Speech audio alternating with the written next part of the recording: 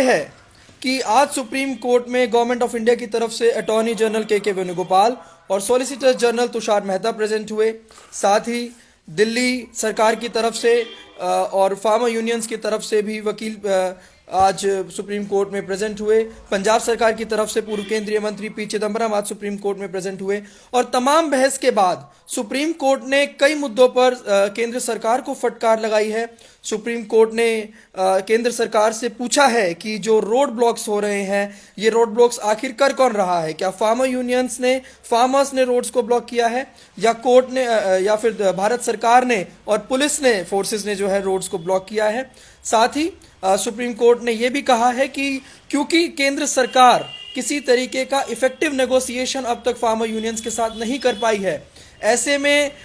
ये समय की मांग है कि कोर्ट एक ऐसी कमेटी बनाए जो कि एक न्यूट्रल कमेटी हो, जो कि दोनों पक्षों को बराबर सुने, फार्मर यूनियंस को भी सुने, साथ ही केंद्र सरकार की जो बात है उसको भी सुने, और एक न्यूट्रल कमेटी अपना डिसीजन जो है, अपने फैसले जो है वो नोटिफाई करे, जो कि सुप्रीम कोर्ट का मानना है कि शायद सर्वमान्य होने चाहिए। तो उम्मीद की जा सकती है कि आने वाले समय में, यानी अब से कुछ दिनों के बाद, सुप्रीम कोर्ट एक ऐसी इंडिपेंडेंट कमेटी बनाए जो कि फार्मर यूनियंस की भी सुनवाई करेगी और केंद्र सरकार की भी, एक टेबल पर आकर के दोनों की सुनवाई करेगी न्यूट्रली, दोनों पक्षों को सुनेगी और उसके आधार पर क्या आगे का कोर्स ऑफ एक्शन होना चाहिए इन फार्म बिल्स को लेकर के, ये डिसाइड हो सकेगा। यानी फिलहाल के लिए, अभी फिलहाल किसी तरीके का सल्यूशन जो है वो सुप्रीम कोर्ट ने नहीं दिया है। इनफैक्ट जब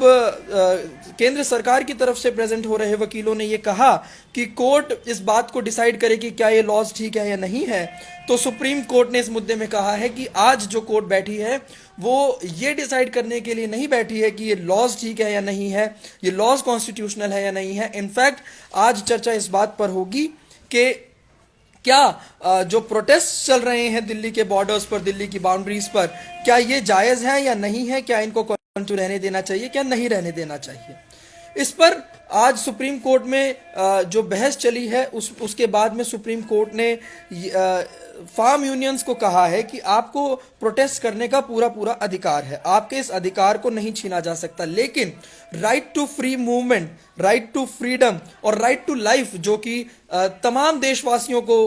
हमारा संविधान गारंटी करता है, उसके आधार पर आप लोग जो है ये जो बॉर्डर रोड्स आपने ब्लॉक किए हैं, आप लोगों को कायदे से इनको ब्लॉक नहीं करना चाहिए। आपको प्रोटेस्ट करने का अधिकार है। इनफैक्ट आप तब तक प्रोटेस्ट कर सकते हैं जब तक आपकी मांगे नहीं मानी जाएं, लेकिन उसके लिए आप किसी और की मूवमेंट को आप नहीं ब्लॉक कर सकते। मैं आपको बता दूं, केंद्र सरकार की तरफ से प्रेजेंट हो रहे अटॉर्नी जनरल ने, सॉलिसिटर जनरल ने तमाम तरीके की दलीलें दी, जिसमें यह भी बात थी कि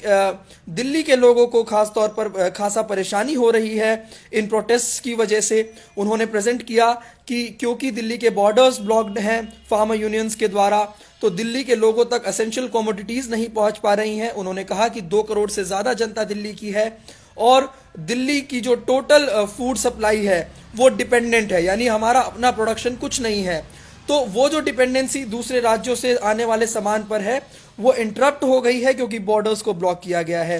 जिस पर कि कोर्ट ने फिर एक बार केंद्र सरकार को फटकार लगाते हुए पूछा कि आखिर रोड को ब्लॉक कर कौन रहा है, क्या पुलिस ब्लॉक कर रही है या फार्मर्स ब्लॉक कर रहे हैं, ये डिफाइन किए जाने की जरूरत है। साथ ही कोर्ट ने यह भी कहा है कि प्रोटेस्टर्स के साथ क्योंकि केंद्र सरकार कोई इफेक्टिव सॉल्यूशन इस प्रॉब्लम का नहीं निकाल पाई, इसी तरीके का नेगोशिएशन नहीं हो पाया है, ऐसे में इंडिपेंडेंट कमेटी का गठन किया जाए जिसमें फार्मर यूनियंस की तरफ से भी लोग आएंगे, जिसमें सरकार की तरफ से भी लोग आए और एक न्यूट्रल डिसीजन हो जो कि सर्वमान्य होना चाहिए।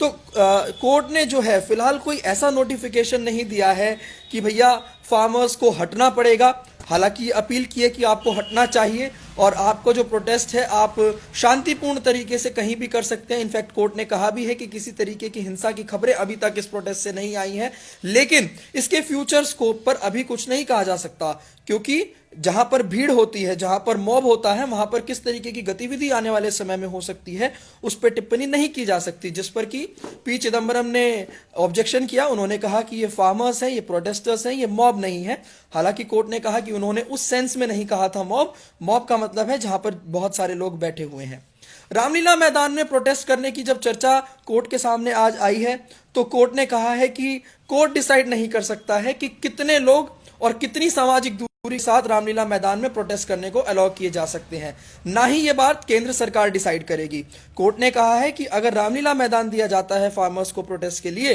तो ऐसी स्थिति में जो पुलिस है वो डिसाइड करे कि कितने लोग और कितनी सोशल डिस्टेंसिंग के साथ रामलीला मैदान में प्रोटेस्ट करने को अलाउ किए जा सकते हैं। तो ये तमाम बातें थी। इसके अलावा सुप्रीम कोर्ट ने यह भी कहा है कि जो अटॉर्नी जनरल को सुप्रीम कोर्ट ने कहा है कि वो केंद्र सरकार से ये बात करें कि क्या जब तक सुप्रीम कोर्ट के अंदर ये मामला है, जब तक इस मामले का निपटारा कोर्ट में नहीं हो जाता है, कोई अंतिम फैसला नहीं आ जाता है, तब तक इन फार्म लॉज को लागू करने से रोका जा सकता है क्या? जिस पर अटॉर्नी जनरल ने कहा कि उनको इसके लिए सरकार से बात करनी पड़ेगी। सॉलिसिटर जनरल ने कहा कि उनको ऐसा करना मुश्किल नजर आता है, जिस पर कोर्ट ने सॉलिसिटर जनरल को फटकार लगाई और कहा कि जब अटॉर्नी जनरल बोल रहे हैं कि वो सरकार से बात करेंगे तो सॉलिसिटर जनरल ऐसी कंडीशन को प्रीएम्प्ट क्यों कर रहे हैं। यानी कि अब जो फाइनल स्थिति बनी है वो ये बनी है कि अटॉर्नी जनरल केंद्र सरकार से कोर्ट की तरफ से ये बात रखेंगे कि जब तक इस मामले को कोर्ट में चलाया जाएगा तब तक इन फार्म लॉज को लागू ना किया जाए। हालांकि इस पर कोई कंफर्मेशन गवर्नमेंट की तरफ से नहीं आया है। दूसरा, हो सकता है फ्यूचर में कोर्ट एक ऐसी कमेटी का गठन करे जो न्यूट्रली इस पर सुनवाई करेगी। तीसरा, फार्म यूनियंस को एडवाइस किया गया है कि वो बॉर्डर्स को छोड़ दें। हालांकि एक मत ये भी आया कि जब कहा गया कि तमाम सप्लाई को रोक दिया गया है दिल्ली की, तो कोर्ट ने ये भी कहा है कि अगर आप दो बॉर्डर्स को लेकर के ये कह सकते हैं कि दिल्ली की तमाम एंट्रीज को रोका गया है तो ये गलत होगा। कोर्ट को अपनी जनरल नॉलेज इस विषय में थी और कोर्ट ने कहा है कि बहुत सी एंट्रेंसेस दिल्ली को लेकर के खुली हुई है जहां से एसेंशियल आइटम्स जो है वो दिल्ली आ सकती हैं। ऐसे में सिफारिश की है किसानों से कि वो प्रदर्शन जारी रखें, लेकिन कम से कम दूसरों का राइट टू लाइफ या राइट टू मूवमेंट या राइट टू फ्रीडम वो ना उसका हनन ना करें।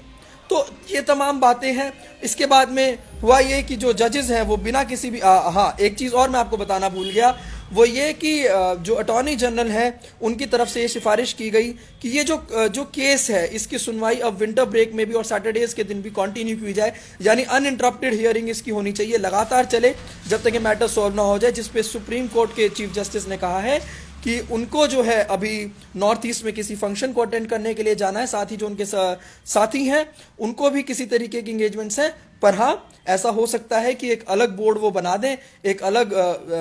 जो है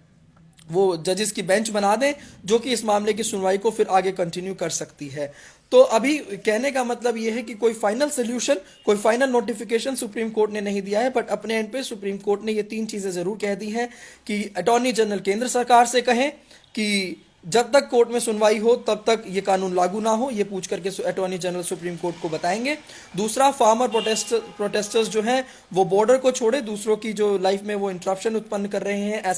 ऐसी सिफारिश सुप्रीम कोर्ट ने की है। और तीसरा जो है वो ये है कि एक कमेटी का गठन होगा जो कि न्यूट्रली दोनों पक्षों को सुनेगी और उसका जो फैसला होगा सुप्रीम कोर्ट का ऐसा मानना है कि वो फिर सर्वमान्य होना चाहिए। तो आज ये बड़ी खबर थी, यूथ लुक की जिम्मेदारी थी आप लोगों के साथ शेयर करना, हमने आपके साथ साझा की है। इसी तरीके से जो भी तमाम जानकारियां हमको किसी भी केस में मिल रही हैं, एक अच्छा प्लेटफॉर्म हमें इंस्टाग्राम के रूप में मिला है जहां पर हम इनफॉर्मली कम्युनिकेट कर पा रहे हैं और आपको न्यूज़ दे पा रहे हैं। आपको हमारी ये प्रेजेंटेशन, ये तरीका कैसा लगा है आप कॉमेंट में बताएंगे तो हमें बहुत अच्छा लगेगा। इंस्टाग्राम पर, फेसबुक पर और यूट्यूब पर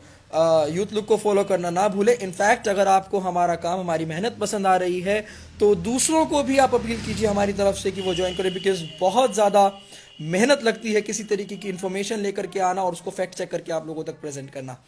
सो अब सिंघू बॉर्डर पर मैं आज जाने वाला हूं, जाकर के फार्मर्स की भी बात को सुनेंगे कि सुप्रीम कोर्ट के फैसले पर फार्मर्स का क्या मत है, साथ ही सरकार के मत का भी इंतजार है। देखना होगा कि आने वाले समय में आगे क्या होगा और क्या ये जो प्रोटेस्टर्स हैं ये यहाँ से अब मूव करेंगे एक वेल डिफाइंड प्रोटेस्टिंग स्पॉट की तरफ। बहुत बहुत धन्यवाद।